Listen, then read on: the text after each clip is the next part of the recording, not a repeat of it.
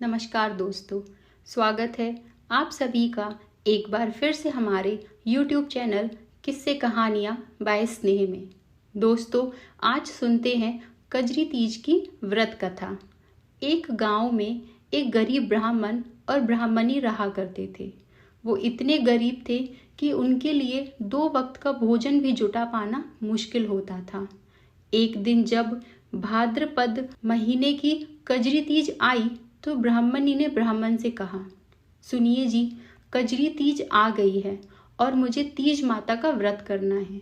आप कहीं से भी मेरे व्रत के लिए चने का सत्तू लेकर आए। ब्राह्मण बोले, पर मेरे पास पैसे तो हैं नहीं, मैं कहाँ से लाऊं? बिना पैसों के थोड़ी ही कुछ मिलता है।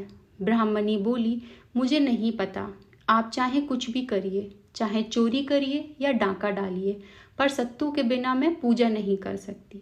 ब्राह्मण बोला, ठीक है, मैं कुछ करता हूँ। जब पैसों का इंतजाम नहीं होता तब ब्राह्मण रात के समय एक साहूकार की दुकान में घुस जाता है और उसकी दुकान से सामान चुरा लेता है। और इस तरह ब्राह्मण चने की दाल, घी और शक्कर से तोलकर 1.25 किलो सत्तू बना लेता है और वहाँ से जाने लगता है। लेकिन तभी आवाज़ सुनकर दुकान के नौकर जाग जाते हैं और चिल्लाने लगते हैं। चोर चोर चिल्लाने की आवाज़ सुनकर साहूकार आ जाता है और ब्राह्मण को पकड़ लेता है। इस पर ब्राह्मण कहता है, मुझे छोड़ दो, मैं कोई चोर नहीं हूँ। मेरी पत्नी का तीज माता का व्रत है, इसलिए मैं केवल व्रत के लिए ही 1.25 किलो सत्तू बना के ले जा रहा था।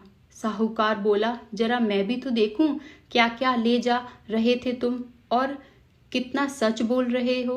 साहूकार उसकी तलाशी लेता है और उसके पास 1.25 किलो सामान के अलावा कुछ नहीं मिला। ब्राह्मण की ईमानदारी और गरीबी को देखकर साहूकार की आंखों में आंसू आ जाते हैं और साहूकार ब्राह्मण को कहता है, आज से मैं तुम्हारी पत्नी को अपनी बहन मानता हूँ और मेरी बहन के लिए ये रुपए, गहने और घर का सामान ले जाओ। साहूकार ब्राह्मण को बहुत सारा धन देकर बड़े ठाट बाट से विदा करता है। ब्राह्मण घर जाकर अपनी पत्नी को सब बताता है और फिर वह कजरी माता की पूजा करते हैं। जिस तरह ब्राह्मण और ब्राह्मणी के दिन फिर गए, उसी प्रकार उनकी कृपा हम सब पर बनी रहे। जय शिव शंकर, जय माता पार्वती। तो दोस्तों, इस कहानी में इतना ही। मिलते हैं अगली कहानी में, तब तक के लिए नमस्कार।